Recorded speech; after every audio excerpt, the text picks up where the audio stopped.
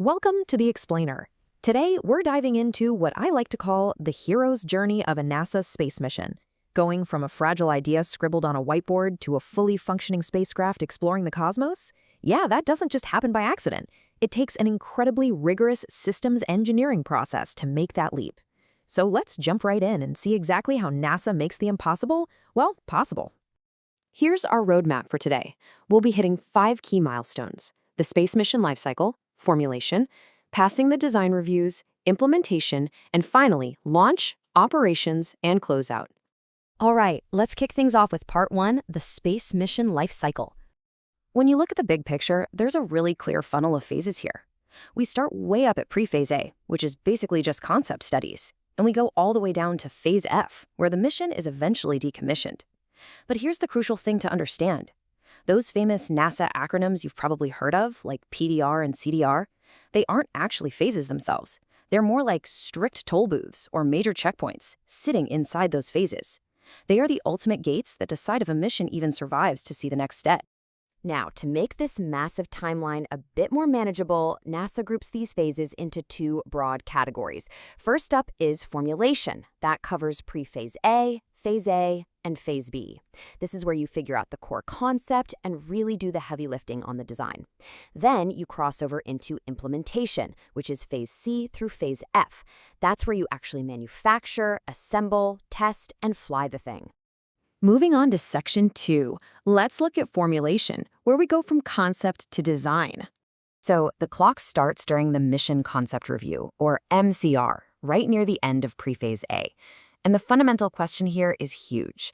Is this concept even feasible? And is it actually worth developing further? Teams are weighing some massive decisions at this stage. Like, do we build one giant Earth observation satellite or maybe a whole fleet of smaller ones? They have to present alternative concepts and preliminary risk estimates just to prove to the review board that the core idea is viable enough to keep funding. If the concept survives that first gate, we move right into phase A and hit the System Requirements Review, or SRR. This is where teams have to prove that the specific technical rules they've established are actually necessary and, critically, that they can be measured. For example, say you have a requirement for a satellite camera to have a ground sampling distance of exactly 1 meter or better. Well, the team has to prove that hitting that specific number is technically achievable and that it directly supports the actual mission goals. You cannot just guess here. Every single requirement needs a rock-solid justification. Which brings us to section 3, passing the design reviews. These are basically the boss battles of the engineering world. Near the end of phase B, we hit the preliminary design review, the PDR. Reviewers are asking one main thing: can this preliminary design actually meet our requirements? Now, you don't need every microscopic detail finished just yet, but the major foundational choices, things like your orbit strategy, how your communication link will perform, roughly how big your solar arrays need to be, those absolutely must be locked in. The reviewers have to see that your preliminary math for things like mass and power budgets actually adds up. A successful PDR is huge. It earns you the ultimate green light. The board basically says, the basic design is sound. The project can proceed to detailed design. It's a massive milestone. It tells the team, okay, your foundational math is correct. Now you can go figure out the really hard stuff. But trust me, the pressure does not let up. During phase C, the team runs into the critical design review, or CDR. Now they have to prove the detailed design is completely mature and ready for fabrication. This is the absolute final major checkpoint before extensive, expensive manufacturing actually begins. And the level of rigor required here, it is just staggering. To give you an idea, at CDR, a single component like a solar array needs its exact number of solar cells, its deployment mechanisms, its thermal limits, and all its manufacturing procedures totally finalized. You need to know exactly how it all fits together and exactly how it's going to be made. Passing CDR means your design is officially ready to become reality. Let's jump to section 4, implementation, build, and test. This is where paper models finally become physical hardware. As we enter phase D, we run into the System Integration Review, or SIR. Passing this review means that all those separately delivered pieces of hardware and all those lines of software code are actually compatible and ready to be stitched together. And it's not just about the spacecraft parts either. This review asks if your clean rooms, your test equipment, and your personnel are fully prepared to safely handle and assemble these incredibly sensitive components. Because absolutely nothing goes to space without testing, right? So we have the Test Readiness Review, the TRR, which acts as a very strict safety check. Keep in mind, a project might have multiple TRRs. You'd definitely have one before putting the spacecraft on a massive shake table for vibration testing. You'd have another before locking it in a freezing thermal vacuum chamber, or one before running major software simulations. The goal is simple: ensure you don't accidentally destroy years of hard work just because a test facility wasn't configured right. And that brings us to the final chapters in Section 5, Launch, Operations, and Closeout.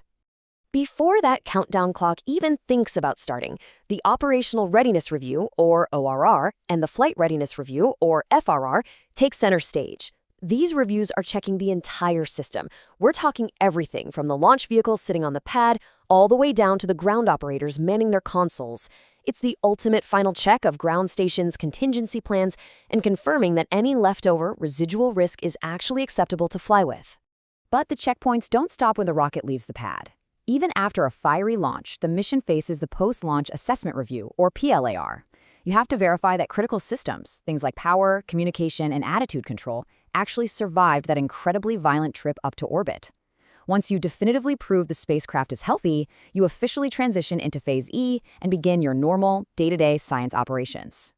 Now, it's really important to note that NASA scales this entire framework.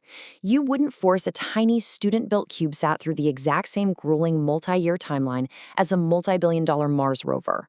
A smaller project might combine several of these reviews into one just to save time and money.